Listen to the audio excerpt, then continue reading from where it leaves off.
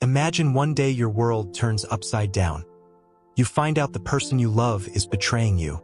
But the worst part isn't even that. It's the overwhelming sense of helplessness you feel. What should you do? How do you move on? Hello, I need your advice. My story might seem ordinary, but to me, it's my whole life. I'm a regular 35-year-old man. I used to think of myself as a happy family man. 2 wonderful kids and a wife I loved more than anything. But lately, I feel like my family is falling apart, and I can't do anything about it. I noticed that over time, my wife became distant. She no longer looked at me the way she used to, and her kisses became mere formalities. I tried to figure out why, even blaming myself. Maybe it was my work struggles or the times I'd have a drink. But every time I tried to talk to her, she shut me down, calling me pathetic or always problematic. One evening, when she came home late, I asked why she was so delayed. Her response was simple: work. You shouldn't even be concerned about it. But something about it didn't sit right with me. Something was off, I could feel it. I couldn't sleep at night, constantly wondering if what she said was true. Was it really just work? Or was I imagining problems where there weren't any? Still, I decided to dig deeper. She started staying out late more often. New clothes, makeup, manicures, all for work, as she claimed. Her phone was always with her. And when I asked about the late-night messages, she snapped, "It's just colleagues. You're too suspicious." One evening, I came home early and found her getting ready. She was wearing a dress I'd never seen before and perfume that filled the entire house. "Another meeting with clients?" I asked. She nodded without even looking at me and walked out the door. That night, I decided to wait for her, but she didn't come back until nearly morning. When I asked why she was so late, she retorted, "Are you starting your drama again?" and walked past me without even stopping. I began to realize our relationship wasn't the same, but I still hoped it was just a rough patch. The next evening, while staying home with the kids, I decided to tidy up their room. While doing so, I noticed her phone on the kitchen table, lighting up with a new message. I hesitated but eventually decided to take a look. The text was short: "Thanks for last night. I can't stop thinking about you. When can we meet again?" My heart sank.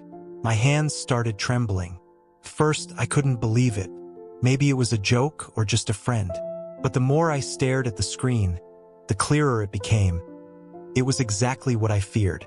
When she came home late again, I decided not to say anything. I just observed her, searching for even a trace of guilt. But she acted as usual, cold yet confident. It drove me crazy. A million questions swirled in my head. I slept in a separate room that night but couldn't close my eyes. Was I right to stay silent? Or was I making things worse? Instead of acting, I just sat there crying, feeling my life slipping out of control. The next day, I decided I had to do something to save our marriage. Maybe all she needed was some attention. I remembered how we used to cook together, laugh, and listen to music. So I planned a surprise. I bought flowers, cooked her favorite meal, and lit candles. The kids were thrilled. They helped decorate the table. I hoped this evening would mark the beginning of change. But she didn't come. I tried calling her, but she didn't pick up. Hours passed, the food grew cold, and the candles burned out. Finally, I decided to drive to her work, hoping she was still there. Her car wasn't in the parking lot. I drove around the city looking for her until I saw her walking out of a restaurant with another man. They were laughing and holding hands. I was shattered, but I found the strength to approach them. "Sorry to interrupt," I said, looking her in the eyes. Her reaction broke me. She laughed and said I was pathetic. That's when I realized our marriage was over. After that scene, I came home like a shadow of myself. The children were already asleep, and I sat in the kitchen staring at the remnants of dinner. The flowers had wilted, just like my hopes. I opened a bottle of wine and drank it to the last drop. The next morning, she acted as if nothing had happened. I asked where she had been, but she just rolled her eyes. "What, another interrogation? You know why I'm like this? Look at yourself." Her words cut like knives. I felt weak. What could I even say to her? I didn't have the strength to argue. I felt like a doormat, someone to be stepped on without a second thought. The only thing keeping me going was my children. When I looked at them, I realized I had to be strong for them. But how? My kids became my everything. Every time I heard their laughter, a spark of hope flickered in my heart.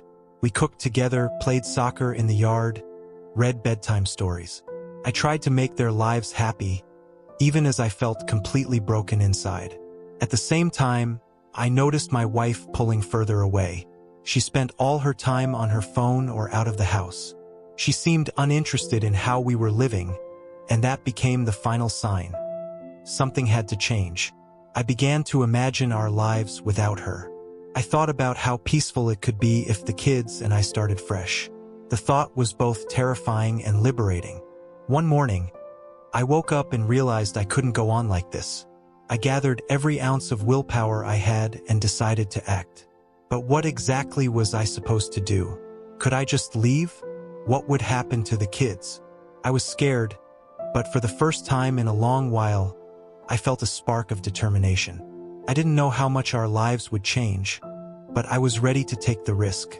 After that night, when I fully accepted that our marriage was beyond saving, I sat in the dark kitchen for hours.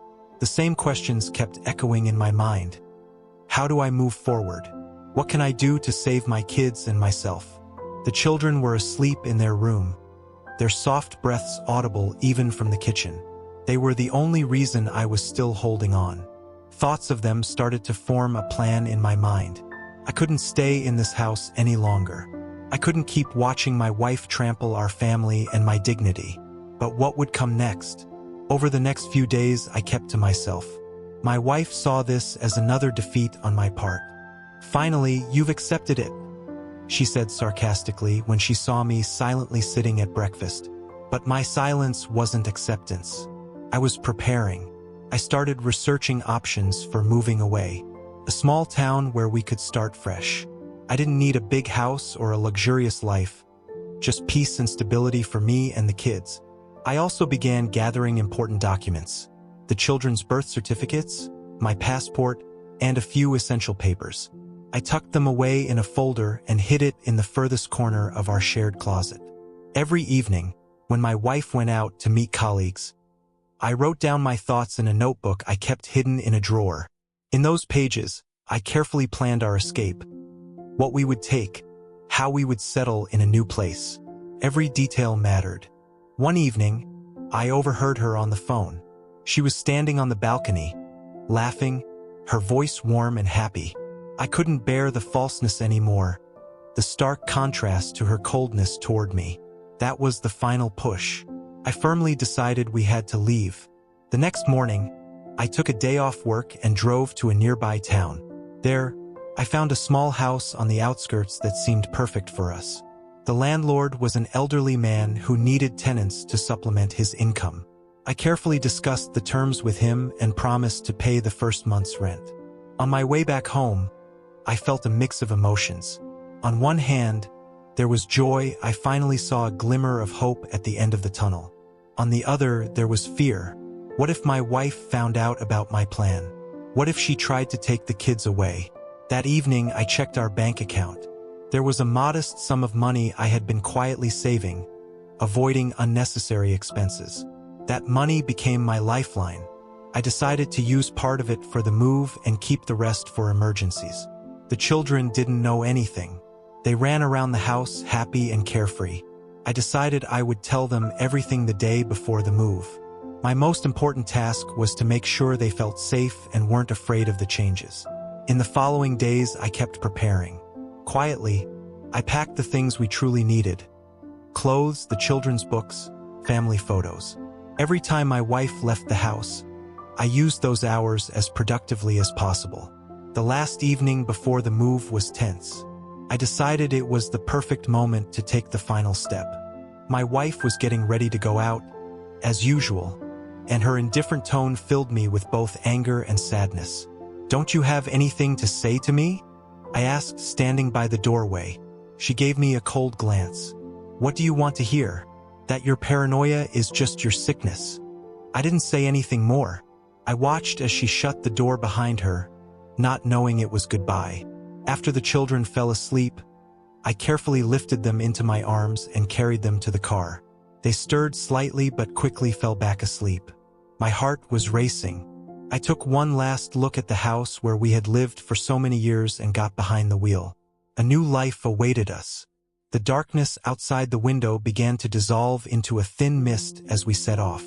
The children slept quietly in the back seat, wrapped in a blanket. They didn't yet realize their world was about to change forever. I kept glancing over my shoulder, as if fearing someone was following us. It wasn't just fear. It was something deeper, a profound anxiety that had built up inside me over the years. The road stretched out like a long black ribbon. We passed through small towns, under streetlights that cast dim light onto empty streets. 100 thoughts swirled in my mind. Am I doing the right thing? What will happen to the children? How will they react when they realize their home is far behind us? I remembered the last look at our house. Everything was left behind. Our old furniture, toys the kids had stopped noticing, even the scent of a life that was no longer mine. I felt an emptiness, but alongside it came an incredible relief. From now on, everything would be different. When we stopped at a gas station, dawn was beginning to touch the horizon. I stepped out of the car to check the trunk, and for a moment, I looked into the distance. The world seemed unusually quiet, as if it too was holding its breath before the new chapter of our lives. The children woke up after we'd been driving for several hours. At first, they were a bit disoriented, but I had prepared for this moment. "We're going to a new house," I said. Their eyes lit up with curiosity, but then my eldest asked, "What about Mom?" I couldn't answer right away. Finally, I told them she stayed behind to work and that we would see her later. It was only a half-truth, but I couldn't tell them more. The car moved forward, carrying our hopes with it. At that moment, I realized everything from before was left behind. Now, we had to look only ahead. When we arrived at the new place, the kids were the first to jump out of the car. The house was simple but cozy, a small 2-story cottage with a porch framed by old wooden railings. I had chosen it for this very feeling of comfort. It wasn't new, but it had its own character. Inside, it was cold and smelled slightly damp, but that didn't bother me. We brought in our belongings and began unpacking. The kids helped, and they quickly found their favorite spots. My eldest chose a room upstairs with a view of the garden, while my youngest picked the one closer to the kitchen. The first day was tough. We spent hours unpacking, rearranging furniture, and settling in. The children were thrilled by the new place, even though they had to leave behind their old toys and friends. Their enthusiasm energized me and gave me strength. In the evening, we sat together on the floor of the living room. I made a simple dinner, sandwiches and warm tea. We laughed, shared stories, and made plans. For the first time in a long while, I felt that we were a real family, without tension, without expectations, without pain. When the children went to bed, I stayed in the kitchen alone. My thoughts returned to my wife. Had she already realized we were gone? Was she looking for us? Maybe she didn't even care. These thoughts hurt deeply, but I was resolute. I wasn't going back to that life. The night brought a peace I hadn't felt in a long time. The new house became our new beginning. And though many challenges lay ahead, I was confident we would make it. The morning in our new home greeted us with bright sunlight streaming through the large windows. It was unusual since, back in our apartment, the sun barely reached the rooms. The children, happy and full of energy, ran around the house, exploring every corner. I watched them and thought that perhaps this move was the best decision I had made in a long time. But reality quickly reminded me of its presence. The fridge was empty, money was running out, and I still hadn't found a job. The old owner of the house had given us some time to pay the rent, but I knew that time was slipping away fast. I decided there was no point in waiting. I promised the children I'd be back soon and drove to the nearest town. There, I started going into every shop, restaurant, and workshop, asking if they needed help. I was willing to take any job, as long as it allowed me to provide for my kids. Many places turned me down. Some said they already had enough staff, while others didn't even bother listening. But eventually, I found a small workshop that needed a handyman. The owner, a man in his 60s, was skeptical but agreed to give me a chance.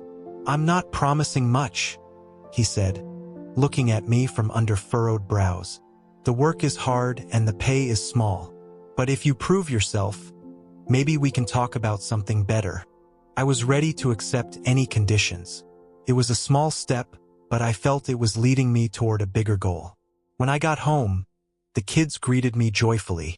They showed me how they had unpacked their things, drawn new pictures, and even created a hideout under the stairs. Their optimism was contagious, but I knew I couldn't afford to relax. In the evening, I stayed alone in the kitchen again. Looking at our simple dinner, I thought about the future. There was still a lot of work ahead, and I had to be ready for the challenges. But this time, I wouldn't let myself break. The first weeks at the workshop were incredibly tough. I had to do all kinds of tasks, from repairing old furniture to delivering heavy loads. My body ached, and my hands were covered in blisters, but I didn't complain. I knew that every day of work was another day my children had a roof over their heads. The workshop's owner, Mr. Michael, was demanding but fair. He often stopped me to show me how to properly use tools and sometimes even offered encouragement. "Well done," he said one day when I finished restoring an old chair. "Looks like you've found your knack for this." Meanwhile, the children were adjusting to their new life. They started attending the local school and had already made some friends. Every evening, they shared stories about their adventures, which brought me relief. In their eyes, I saw happiness that had long been missing from our lives. Our mornings now had a clear routine. I woke up earlier than everyone, prepared breakfast, and saw the kids off to school. Then I headed to work, staying there until late in the evening. At home, we ate dinner together, and I helped them with their homework. Despite the constant exhaustion, I felt like I finally had control over my life. We didn't have much money, but I made it a goal to save at least a little for emergencies. One day, as I returned home, I saw the kids had decorated the house with drawings and paper garlands. "This is our new home," my daughter said, hugging me. "Now it will be full of happiness." Those words touched the deepest part of my heart. There were still challenges ahead, but I knew I would never go back to the life I had left behind. One evening, after the kids had fallen asleep, I sat in the living room, trying to finish repairing an old table Mr. Michael had tasked me with. The room was quiet, with only the soft crackle of the fireplace breaking the silence. The moment felt almost perfect, until the phone suddenly rang. I glanced at the screen and froze. It was her number. My wife. For the first time since I left, she was calling. I stared at the phone, torn between wanting to know what she needed and fearing she might shatter our fragile peace. Finally, I answered. "Where are you? What have you done?" Her voice was cold, almost emotionless. It wasn't the voice I remembered from when we first got married. The tenderness was gone, replaced by barely contained anger. "We left," I replied simply. "It was the best thing for the kids." She laughed, a dry, contemptuous sound. "You think you're some kind of hero? You just ran away like a coward. You've always been weak, and now you think you can change something." Every word hit me like a blow, but I stood firm. "I did this for our children," I said firmly. "You didn't even notice how much they were struggling. Now they have a chance at a normal life." She fell silent for a moment. Then her tone shifted, laced with manipulation. "Listen, we can fix this. Come back home. Let's talk. You know you can't handle this without me." I couldn't listen any longer. I hung up before she could say anything else. But the call left a heavy weight behind. Couldn't sleep that night. Her words seeped into my thoughts like poison, sowing doubt. Had I really made the right choice? Could I give my kids the life they deserved? The next morning, I woke up earlier than usual. A single thought throbbed in my mind. She wouldn't leave us alone. I had to be ready for the past to intrude on our lives again. A week passed after the call, and I started to think it had been just one of her emotional outbursts. But one day, as I returned home from work, a man in a dark suit stopped me outside our house. He stood there as if waiting for me. "Are you Brian?" he asked coldly, looking straight at me. "Yes," I replied, feeling a chill run down my spine. "My name is Josh. I work with your wife. She asked me to deliver a message." He pulled a letter from his pocket and handed it to me. I took it but didn't open it right away. Josh didn't leave immediately. "She's very concerned about the kids," he added, his words sounding insincere, almost like a threat. When he finally walked away, I opened the envelope. Inside was a piece of paper with a few lines written on it. "You have no right to take the children. They belong to me. If you don't come back, I'll find you and take them away." My heart clenched. I knew she was capable of doing anything to get what she wanted. But this time, I wouldn't back down. I would protect my children, no matter what. The following days were filled with unease. I couldn't shake the feeling that we were being watched. Every time I saw an unfamiliar car near the house, my heart raced. The kids were unaware of any of this. They carried on with their lives, going to school, playing in the yard. But I became cautious. After work, I rushed home, always making sure they were safe. One evening, while we were having dinner, my oldest son suddenly asked, "Dad, will Mom find us?" The question caught me off guard. I tried to stay calm, even though a wave of fear washed over me. "Don't worry," I said with a smile. "I'm here to protect you." But inside, I wasn't so sure. The following days felt like a game of hide and seek with the world. Every knock at the door made me freeze, and every noise outside made me jump. The fear that my wife might actually find us grew stronger with each passing moment. She wasn't just making threats. She was acting, and I could feel it in my bones. One evening, after the kids were asleep, I went to the kitchen to make myself some tea. I turned on the light and noticed a note on the table that hadn't been there before. A thin piece of paper lay in the center of the table. I hadn't left the door unlocked. I hadn't invited anyone in. With trembling hands, I picked up the note. "I know where you are. Soon, everything will go back to the way it was." A chill ran down my spine. One question echoed in my mind. How did she do it? Had someone been watching us this entire time? I rushed to check the windows and doors. Everything was locked, with no signs of forced entry. But the note was real. The next day, I went to the local police, but they weren't much help. "Are you sure this isn't just a prank?" the officer asked, looking at me as if I were making the whole thing up. I felt powerless, as though we were fighting an invisible enemy. One of those days was particularly tough. Mr. Michael at the workshop asked me to stay late to help with a big order. I knew what that meant. I'd be home late, but I couldn't refuse.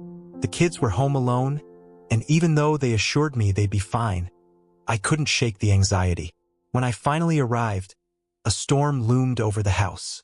The full moon hid behind dark clouds, and each lightning flash illuminated the grim yard. The windows of the house were dark, though I distinctly remembered leaving the lights on. I rushed to the door, barely breathing. The kids were asleep in their rooms, but something felt off. Suddenly, I heard a sound from the kitchen, a plate falling. Closing the children's bedroom door behind me, I cautiously moved toward the kitchen. When I turned on the light, I saw her. My wife stood by the table, her face half hidden in shadow. In her hands, she held one of our daughter's drawings. "Where did you hide them?" she asked quietly, her tone laced with venom. "They're safe," I replied, trying to stay calm. "Safe? You took everything from me. I'll make sure you regret this every single day of your pathetic life." I barely managed to get her out of the house, but even after she left, the sense of danger lingered. She knew where we were. She had found us. Now, I had to find a way to protect my family before it was too late. That night, I hardly slept. The storm outside seemed like a lesser evil compared to what had just happened. I sat in the living room, clutching a kitchen knife. It was foolish, but I wanted to be ready in case she came back. Her words echoed in my head, like a sinister refrain. "You'll regret it." What did she mean? Could she take the kids as she had threatened? In this world, she had all the resources to make it happen. By morning, I had made a decision. We couldn't stay here. This house, as much as I loved it, was no longer safe. I had to find a new place for us. Somewhere even more remote, even less conspicuous. When the kids woke up, I broke the news to them. They were disappointed, especially my eldest, who had already made friends at school. But they trusted me completely, and I couldn't betray that trust. We started packing. Each of us understood this was just another chapter in our struggle. But I was ready. I was no longer the weak man who silently endured betrayal and insults.